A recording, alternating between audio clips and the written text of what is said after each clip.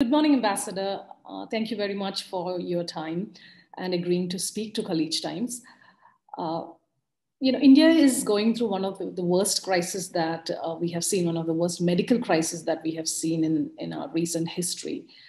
And we also see that international help is pouring into India from all quarters. But could you tell us what exactly uh, do India need now? What are we looking at in terms of aid and relief from the international community? No, you're absolutely right, Anjana. We are in a quite a health crisis right now. The way the second wave has hit us is something we did not ever estimate or imagine. So we are having to deal with a massive surge in cases, and we are responding to it. And as I said, we're not responding to it in isolation. We're very pleased that the international community as a whole is really with us. So we are, of course, looking for a lot of issues. I mean, a lot of things related to the oxygen supply lines. And I must say that it's not just the government of the UAE, but I must say the corporate sector in India, in UAE, which have come forward.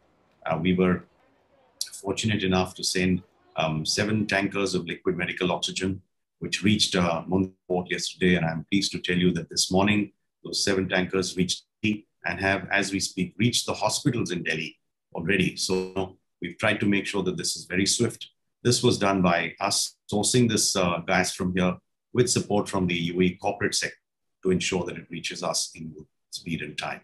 So similarly, the Indian corporates have also tried to do their bit. We've had Indian corporates who helped source and buy out empty cryogenic tankers from here, which were lifted by the Indian Air Force last week and taken to India to assist the supply of oxygen from within the country. Because we do have a fair amount of supply of medical oxygen in India, but this is primarily in the east and southern part of the country. And there's a lot of requirement even in the north of India. So, just logistically moving everything up has been quite a challenge. So all these aspects have played an important role. Of course, our key strategic partners here in the Gulf region, the UAE has led the way. They have sent us some ventilators and BiPAP machines.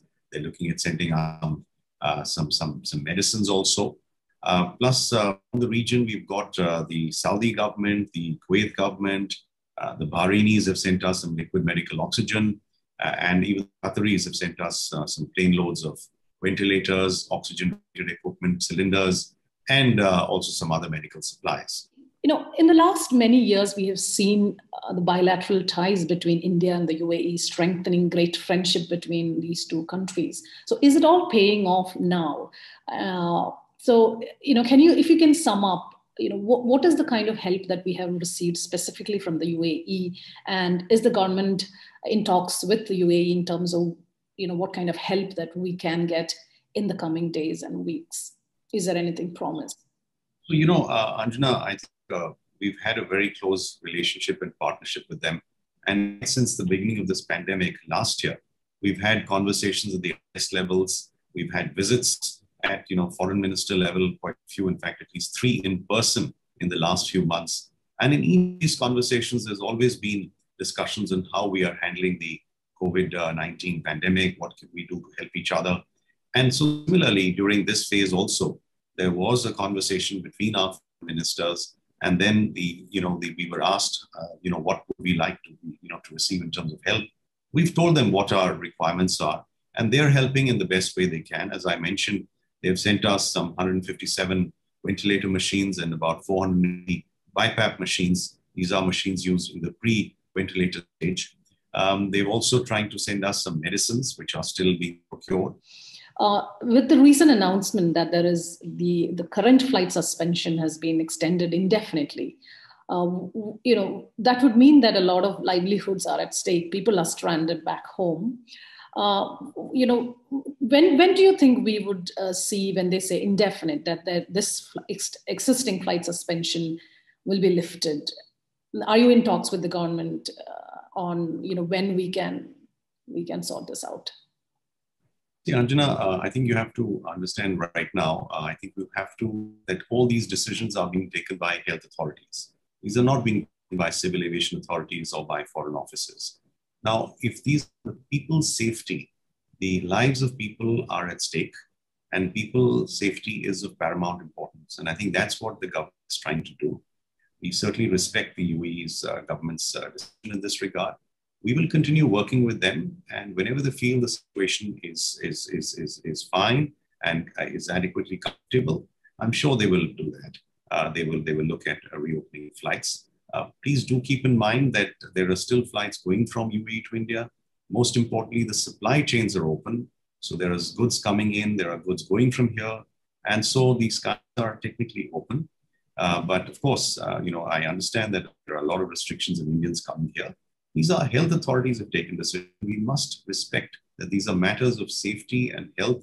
And people are trying, people from both countries, their governments are trying to make sure that their lives are safe at this stage. So we have, have collective responsibility for the lives, and that is the priority for now. Yeah. Are we in talks with the government in terms of maybe the possibility of opening an air corridor where the stranded UAE expats who have UAE residence visa can travel back? Would that be a possibility sometime? No, see, Anjana, as you're aware, what we had going also since last July was an air corridor. It was a bilateral air bubble, which we had agreed on. It was the largest air bubble that we had of the 7 that we have with different countries in the world. And they were doing almost 300 flights a week. This is an extremely important, civil aviation sector for the UAE, India. So there is no, denying that.